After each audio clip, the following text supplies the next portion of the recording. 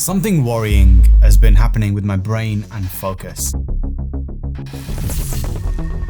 And as embarrassed and frustrated as I am to admit it, I don't think I'm the only one. You see, what I don't want you to know about me is my day has basically become this endless series of screens and stimulation. I jump from one thing to the next and the next and the next. And not only is it getting worse, it's part of a worrying wider trend. Ladies and gentlemen, welcome to the attention epidemic, where we're overfed, overstimulated, and hyper distracted. In an attempt to alleviate this trend, I spent the last 5 months speaking to experts, reading the best books, and really trying to figure this out. Why are we becoming increasingly addicted to overstimulation? What's happening with my brain? And can this pattern be reversed, changed, and amended before it's too late? My name is Keshav, and let's talk about it.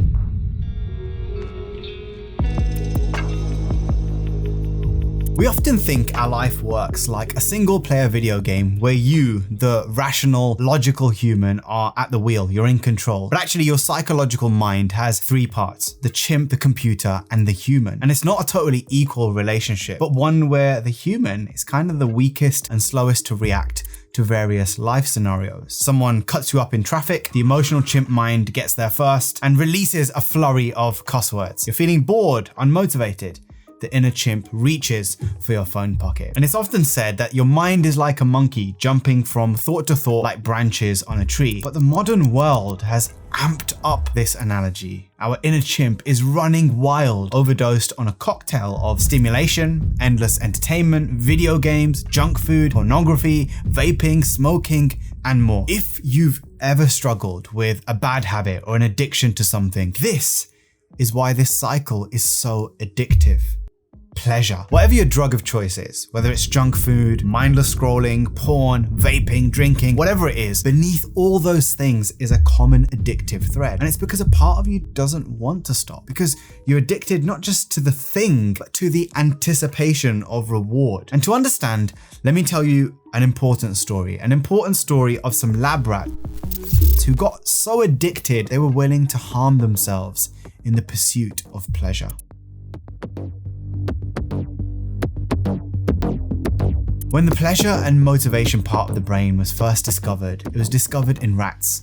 Researchers hooked up a lever to the rats' dopamine circuits, and they sent small shockwaves of electricity to that circuit, mimicking the release of dopamine, the neuromodulator, whenever the rats would pull a lever. Now, as you can imagine, soon enough the rats ignored everything else and spent all their days pulling this lever until they died of starvation and fatigue. They put their short-term pleasure above their long-term well-being. And so the researchers wondered, what would happen if the reward was made a little more complicated? Would they still keep at it? And so the researchers placed 2 levers on opposite sides of a cage that would produce a dopamine hit if you press them one after the other. And to make it even more interesting, they also put an electrically charged grid in between that would give the rats a painful shock if they walked over it. So now the rats would have to cross the grid and experience a shock every time they wanted more dopamine. And what happened next will surprise you and scare you. The rats ran across the cage anyway, and they kept going until they burned their legs off and couldn't walk anymore.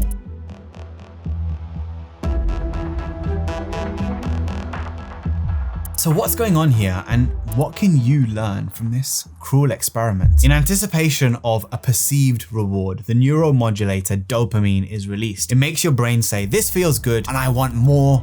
The problem is, this system has been hijacked and placed into overdrive by a culture that always has an endless array of pleasures and perceived rewards to offer. Every time you cash in on another fap, another video game, another scroll, another snack, that addictive cycle of rush and reward is enforced. Even if it's not as good for the 4th episode or snack in a row, you keep on doing it. And to make it more worrying, big companies know this. They've clocked onto this and they've designed their products in a way to encourage another scroll won't hurt, another item in your basket won't hurt, another video won't hurt. And all of these things are tailored to your unique needs, preferences, age, and location. And as a general rule of thumb, the things that give you a lot of dopamine tend to be addicting. And if you're still not worried, this next bit is really going to concern you. Exposure to high dopamine for longer periods of time reduces the impact of your dopamine receptors because the receptor tolerance increases. You've gone past the intended function, the natural circuit, and all those positive functions of dopamine, they start to diminish. So if, like me, you find you've got lower motivation, lower concentration, and less mental sharpness, it's probably because you oversaturated your reward system. A bit like when you overeat and your stomach just can't take anymore, no matter how good the meal or chocolate bar is.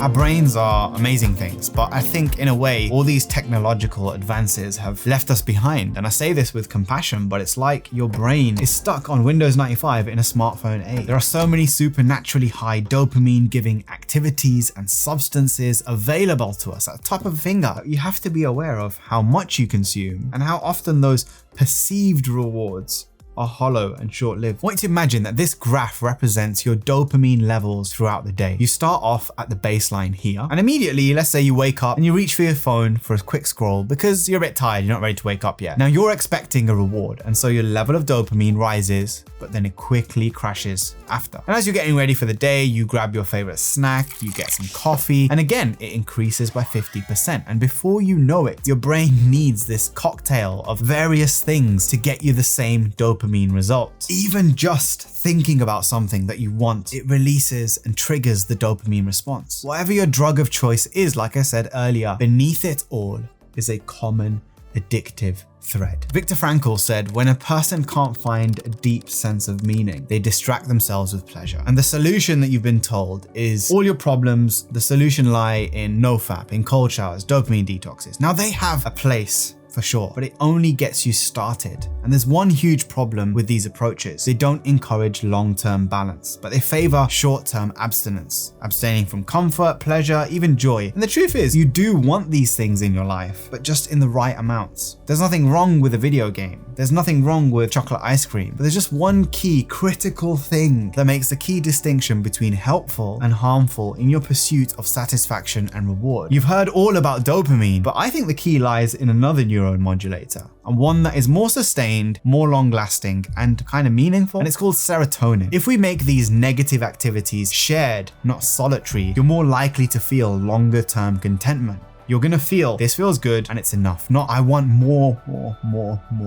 Addiction is a deeply rooted problem, I think, today that can take many different forms, whether it's junk food, pornography, or even just procrastination. We've all got something that we turn to in order to cope with the stress and challenge of life, but what we often fail to realize is that these coping mechanisms are just temporary fixes that leave you with this illusory sense of satisfaction. The problem with instant gratification is that the dopamine crash is sudden and it's a double-edged sword. Yeah, you get a bit of pleasure for a bit, but you also get pain when that ever so needed dopamine starts to wear off. And it's ironic, the thing that you went to get away from your pain ends up causing you more frustration and suffering in the long run. I talked earlier that you need to follow your highest purpose and your unique inner compass in life. I've got a video here which is unlisted and walks you through some practical, holistic steps using something I call the Passion Finder test, where in 15 minutes you can figure that stuff out. So click here to watch it, and please consider sharing this with a friend. You are what you consume.